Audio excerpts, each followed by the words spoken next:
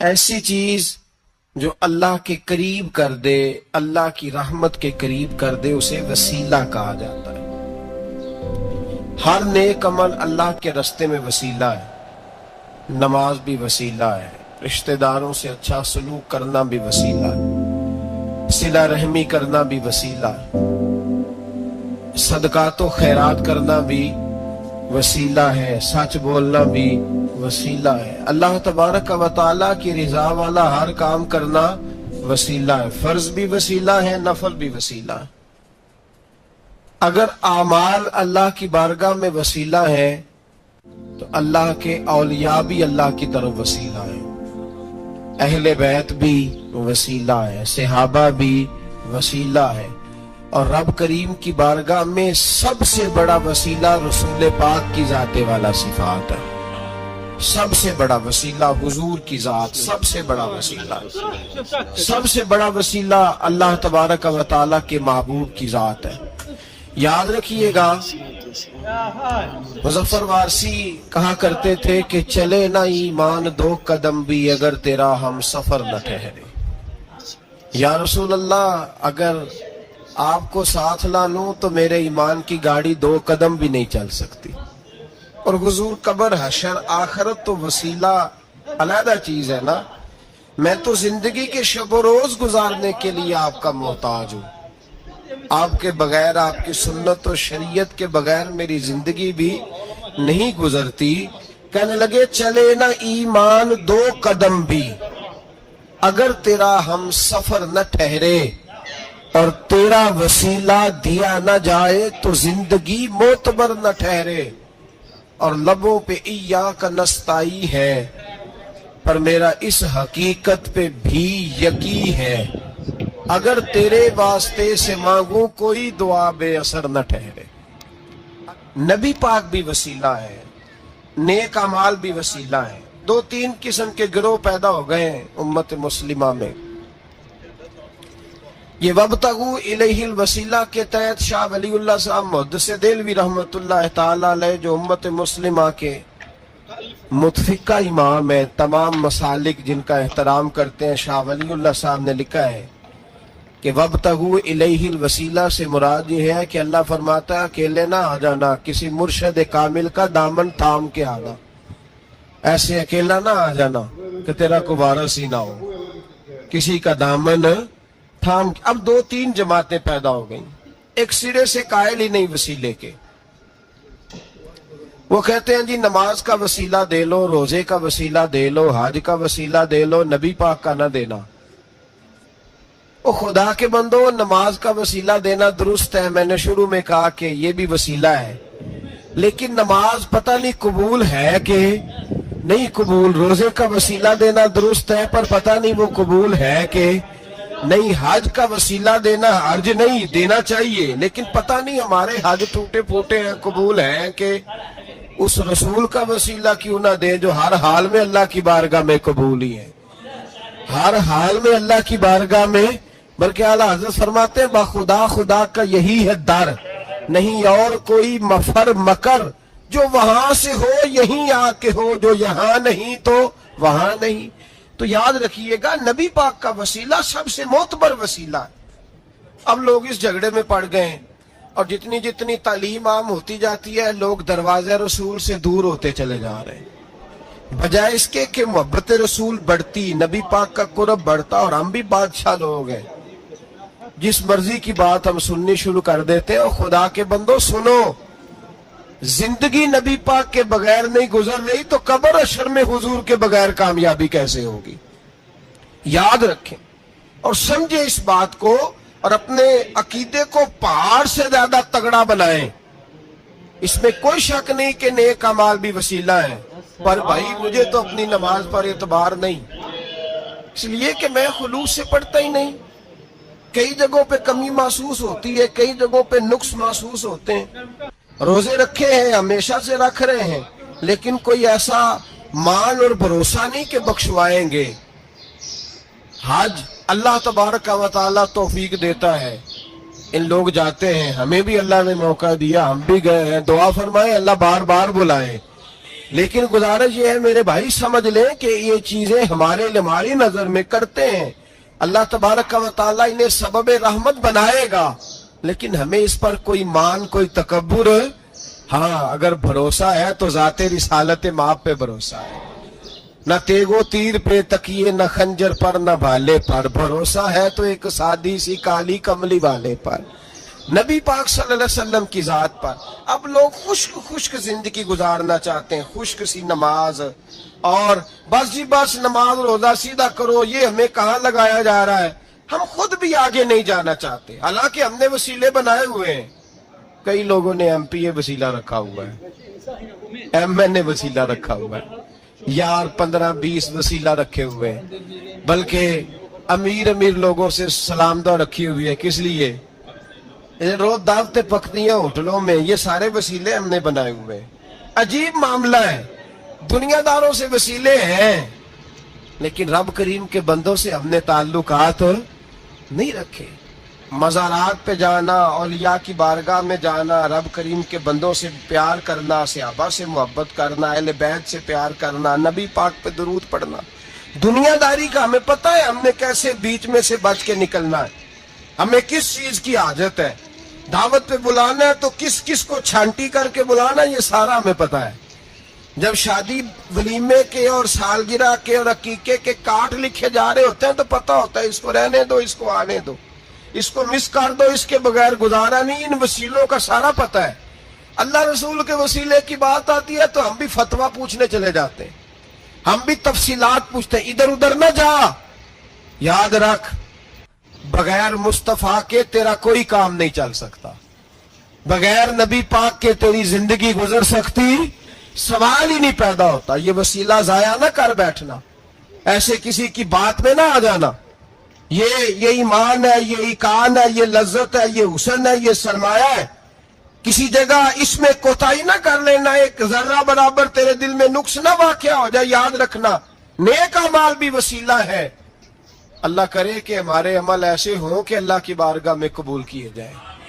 اللہ کرے کہ ہمارے عمل ایسے، اعمال کا وسیلہ دینا 100% جائز ہے، اس میں کوئی گنجائش نہیں۔ حدیث پاک سنیے، میرے رسول پاک سید عالم صلی اللہ علیہ وسلم نے فرمایا، بنی اسرائیل کے 3 لوگ تھے، نیک آدمی تھے، سفر پہ جا رہے تھے تو بارش تیز آ گئی، صحیح بخاری کی حدیث ہے، تیز بارش آئی، ایک غار میں پناہ لی بارش سے بچنے کے لیے۔ اچانک طوفان آیا تو ایک پتھر لڑک کر غار کے منہ کے آگے گر گیا، اندھیرا چھا گیا اندر، اندھیرا، طوفان ہے، پریشانی ہے۔ میرے حبیب پاک علیہ السلام فرماتے جب اندھیرا دم گھٹنے لگا، اندھیرا ہونے لگا، پریشان ہونے لگے، ایک بولا، کہنے لگا اگر زندگی میں کوئی نیک کام کیا ہے تو اس کو یاد کر کے دعا مانگو، اللہ کرے ہم سے کوئی نیک کام ہو جائے۔ جو ہوتے ہیں اس میں بھی ریاکاری ہوتی ہے، اس میں بھی ملاوٹ ہوتی، کوئی نیک کیا ہے تو دعا مانگ لو۔ ایک نے ہاتھ اٹھائے اور دعا کیسے مانگی؟ اللہ اکبر، اور اس کہنے لگا اے اللہ تو جانتا ہے میں نے بکریاں رکھی ہیں، میں دودھ دھو کے بیچتا ہوں، میرے بیٹے بھی ہیں، بیٹیاں بھی ہیں، اولاد بھی ہے، اور میرے پاس لوگ دودھ خریدنے بھی آیا کرتے تھے، پر اللہ میرے بوڑھے ماں باپ ہیں، میں نے اپنی زندگی کا طریقہ بنایا ہے جب تک ابا جی دودھ نہیں پیئیں گے کسی کو نہیں ملے گا، جب تک میری بوڑھی ماں کے لبوں سے دودھ نہیں لگے گا کسی کو نہیں ملے گا۔ اے اللہ وہ رات بھی تو جانتا ہوگا جب میں دیر سے آیا، دودھ دھویا تو ماں باپ سو چکے تھے، عرش کے مالک تو بھولا نہیں کرتا، تو بھولنے سے پاک ہے، میرے رب میں دودھ کا پیالہ لے کے ساری رات کھڑا رہا ماں باپ کے سرانے، نہ میں نے دودھ بیچا نہ میں نے بچوں کو دیا، آدھی رات کے بعد ان کی آنکھ کھلی، انہوں نے دودھ پیا، اے اللہ میری اماں بھی مجھ سے بڑی راضی ہوئی، میرا باپ بھی بڑا راضی ہوا، مالک اگر وہ عمل واقعی تجھے قبول ہے تو اس مصیبت سے نجات دے دے۔ میرے نبی پاک علیہ السلام فرماتے اس نے یہ وسیلہ دے کے دعا مانگی تو اللہ نے پتھر سرکا دیا، پہلے روشنی نہیں آ رہی تھی اب روشنی آنی شروع ہو گئی۔ پتہ چلا جو زندگی میں روشنی چاہتا ہے وہ ماں باپ کی نوکری کرے، جو زندگی میں روشنی چاہتا ہے وہ ماں باپ کی بلے شاہ تو آسمانی اڈدیاں پھڑنا ہے، اور جڑا گھر بیٹھا انہوں پھڑیا ہی نہیں، ان کی نوکری کرو روشنی ملے گی۔ دوسرا بولا، اس نے کہا اے اللہ تجھے پتہ ہے میں نے کئی لوگ مزدوری پہ رکھے ہوئے ہیں، ایک شخص مزدوری کرتا تھا تو کچھ کلو کچھ سیر کچھ چاول اس کی مزدوری بنے، مثال دے کے سمجھاتا ہوں، 10,000 کے چاول اس کی مزدوری بن گئے۔ میں نے اس کو کہا مزدوری لے لے تو وہ ناراض ہو کے چلا گیا ناراض ہو کے، لیکن اے اللہ میں نے اس کا مال کھایا نہیں، میں نے مزدور کا حق رکھا نہیں، اے اللہ میں نے 10,000 علیحدہ کر دیا، وہ چاولوں کی قیمت میں نے علیحدہ کر دی، جب میں کاروبار کرتا تو میں نے اس کا پیسہ انویسٹ کر لیا، پھر اس پیسے سے میں کماتا رہا، ایک وقت آیا کہ زمانے بیت گئے، وہ 10,000 10 لاکھ یا یوں سمجھ لے 10 کروڑ ہو گیا، کئی گائیں، کئی اونٹ، کئی پلاٹ آ گئے۔ اے اللہ کئی زمانے کے بعد وہ مزدور لوٹا اور کہنے لگا صاحب میں غریب ہو گیا ہوں، تنگ دستی آ گئی ہے، بوڑھا ہو گیا ہوں، وہ میرے پیسے تو دے دیں۔ تو اے اللہ میں بے ایمان نہیں ہوا، ایک رتی برابر بھی میرے دل میں میل نہیں آئی۔ میں نے کہا یہ اتنی درجن گائیں تیری، یہ اونٹ تیرے، یہ پلاٹ تیرے۔ وہ کہنے لگا تو مجھ سے مذاق کرتا ہے، میرے تو تھوڑے سے چاول تھے، یوں سمجھ لے 10,000 کے اور اتنا کچھ۔ میں نے کہا وہ تیرے پیسے تو ناراض ہو کے چلا گیا، میں نے ڈھونڈا تو ملا نہیں، وہ تیرے پیسے میں نے انویسٹ کیے تو آج یہ سارا سرمایہ اسی کا ہے۔ اے اللہ وہ بوڑھا مزدور جب اتنی گائیں ملی، اتنے اونٹ ملے، اتنے اسے پلاٹ ملے تو وہ روتا دعائیں دیتا گیا، اے اللہ اگر تجھے میرا وہ عمل قابل قبول ہے تو اس مصیبت سے نجات عطا فرما۔ میرے نبی پاک سید عالم صلی اللہ علیہ وسلم فرماتے پتھر تھوڑا اور ہٹ گیا، اب تیسرا بولا عمل کا وسیلہ دے کے، او بھائی کوئی عمل بچا کے رکھ، کچھ کر لے، کچھ زندگی میں اکٹھا کر لے، کوئی تو ایسا عمل ہو جب قیامت آئے تو مصیبت سے بچ سکے، تو قبر میں مصیبت سے بچ سکے، تو دنیا میں مصیبت سے بچ سکے۔ میرے رسول پاک سید عالم صلی اللہ علیہ وسلم فرماتے تیسرا بولا، کہنے لگا اے اللہ تو جانتا ہے میں جوان، میں رانا، میں حسین، مجھے عورتیں دعوت دیتی تھی، اپنی طرف مائل کرتی تھیں، لیکن میں کسی پر نہ دیکھتا، بس ایک چچا کی بیٹی پہ میں عاشق ہو گیا، اس کے میں قریب جانے لگا، بلانے لگا، 100 دینار بھی اکٹھے کیے اس کو دینے کے لیے۔ ایک ایسا وقت آیا کہ وہ راضی بھی ہو گئی، اے اللہ تنہائی بھی آ گئی، یوں سمجھ لو کہ میں جوان بھی، حسین بھی، مالدار بھی، میں چاہوں تو ایک دن میں 4 دفعہ میں بدکاری کر سکتا تھا، اے اللہ ساری خوبیاں تھیں۔ وہ بی بی میرے پاس آئی، کمرہ، تنہائی، کوئی دیکھنے والا نہیں تھا۔ جب میں اس کے قریب جانے لگا تو وہ عورت کہنے لگی تو رب سے ڈر جا، رب سے ڈر جا، رب سے ڈر جا، اے اللہ طاقت بھی، جوانی بھی، حسن بھی، مال بھی، میں سب کچھ کر سکتا تھا پر تیری لیے۔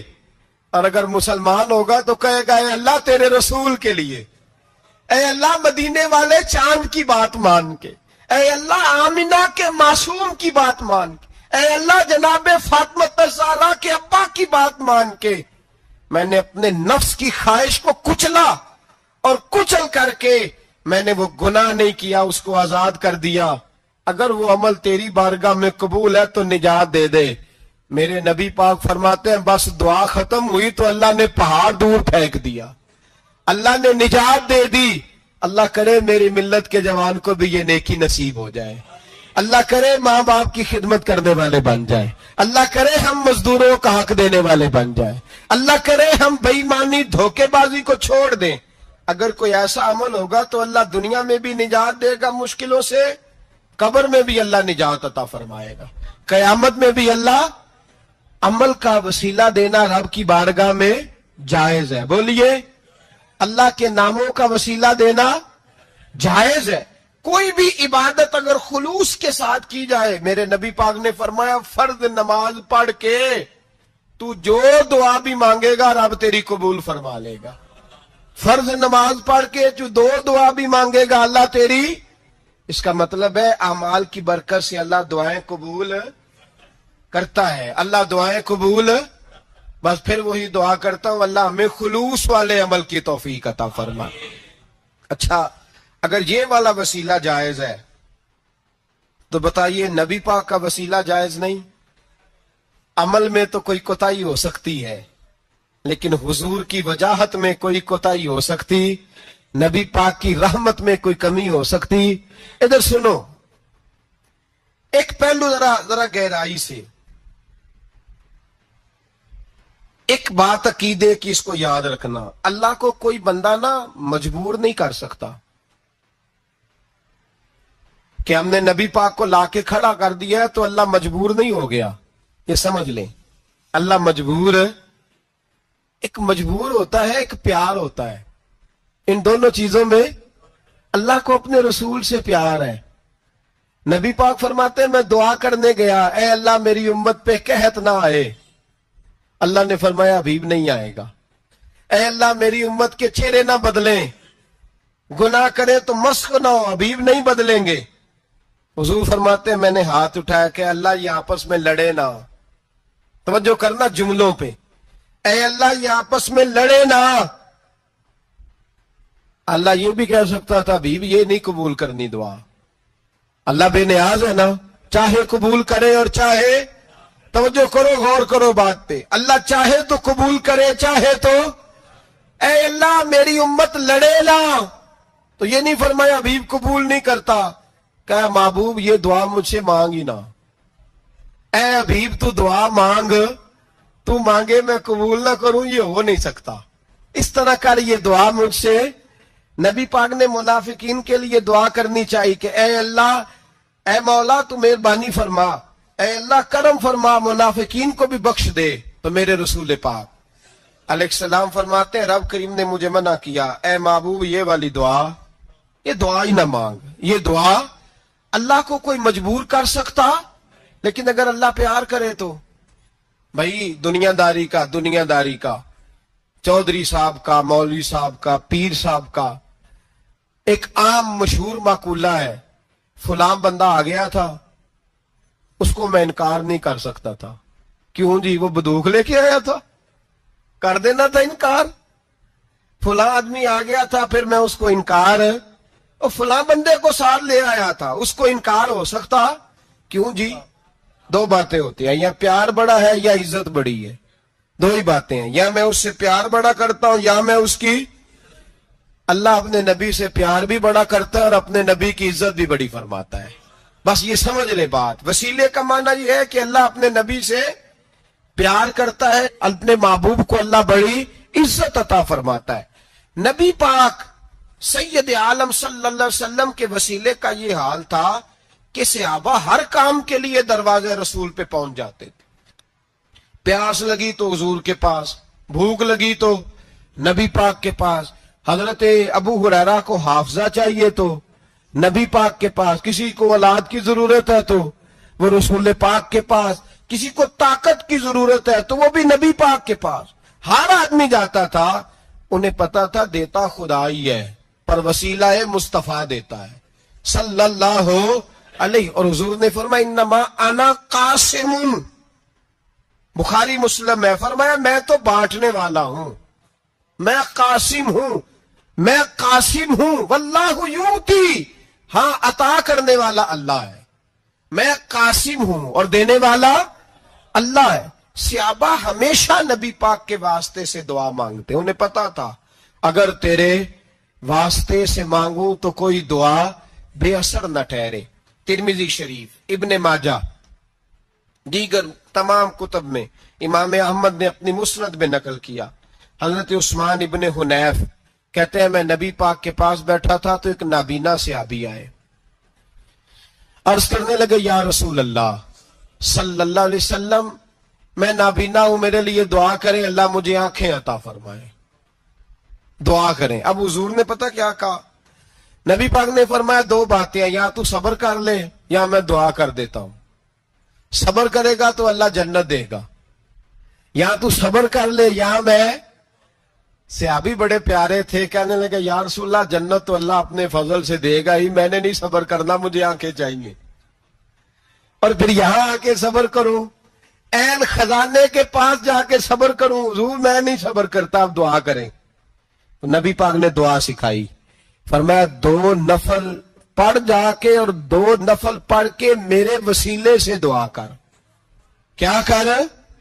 اللہ سے کہہ کہ اے اللہ میں تیرے پاس تیرے رسول کا وسیلہ لے کے آیا ہوں, اور پھر کہنا یا محمد انی توجہت الیک, کہنا ہے محمد صلی اللہ علیہ وسلم میں آپ کے وسیلے سے اللہ کی بارگاہ میں حاضر ہوں.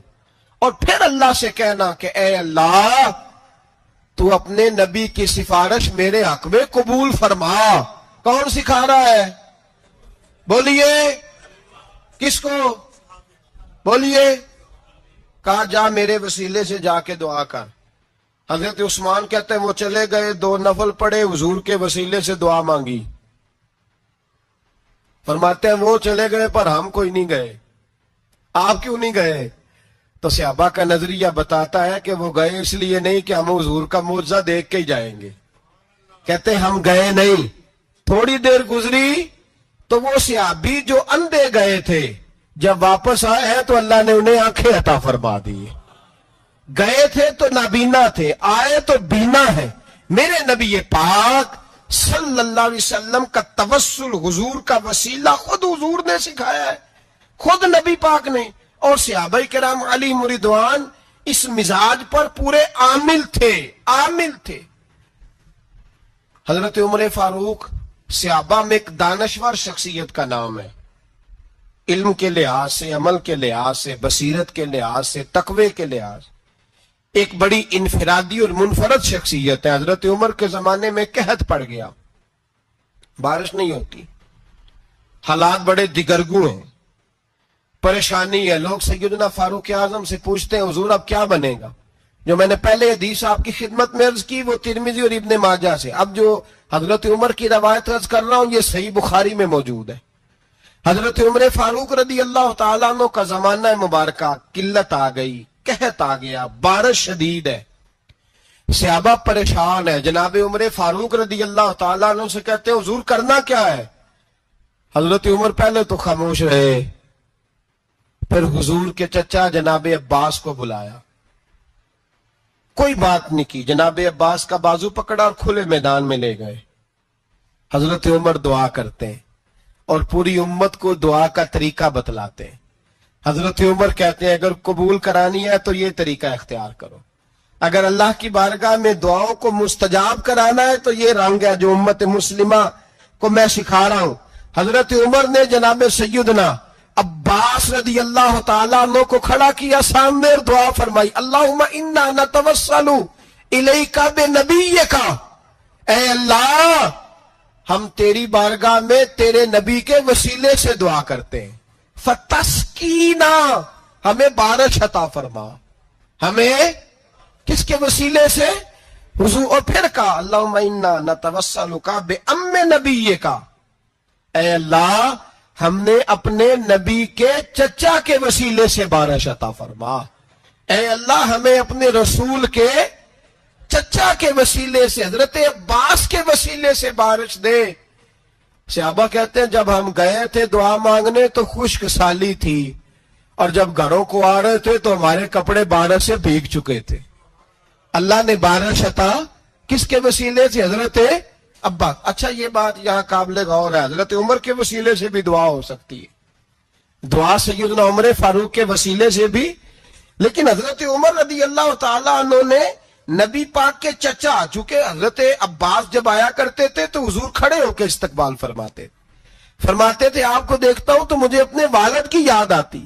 حضرت سیدنا عمر نے بتلایا کہ میں اس کو لے کے جا رہا ہوں جو نبی پاک کے زیادہ قریب ہے, جو حضور کے زیادہ قریب ہے, ان کے وسیلے سے دعا فرمائی. امت کو کیا درس دیا؟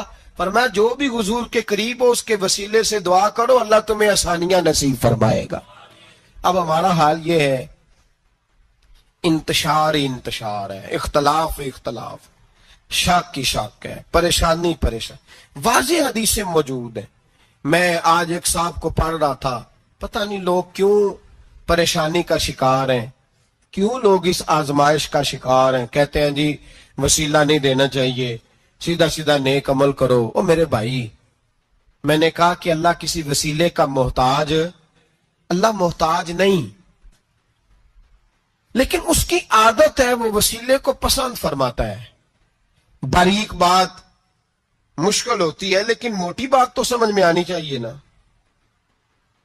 کوئی شخص ایسا ہے جسے اللہ نے بغیر ماں باپ کے وسیلے کے پیدا کر دیا ہو، حالانکہ اللہ پیدا کرنے پہ قادر حضرت آدم کو کیا ہے نا، حضرت حوا کو، جناب عیسیٰ علیہ السلام کو بغیر باپ کے پیدا، لیکن یہ اس کی عادت، وہ جب پیدا کرتا ہے تو ماں باپ کے وسیلے سے پیدا کرتا ہے، پھر جب روزی دیتا ہے تو پھر بھی کسی نہ کسی، کیا اس نے حکم دے دیا؟ روزی کون دیتا ہے؟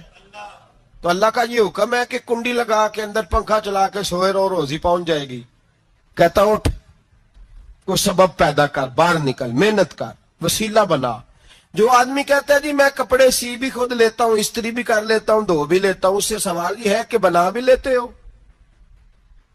اس کا مطلب ہے اللہ نے بندوں کو بندوں کا محتاج، بندوں کے لیے بندوں کا وسیلہ اللہ نے رکھا ہے۔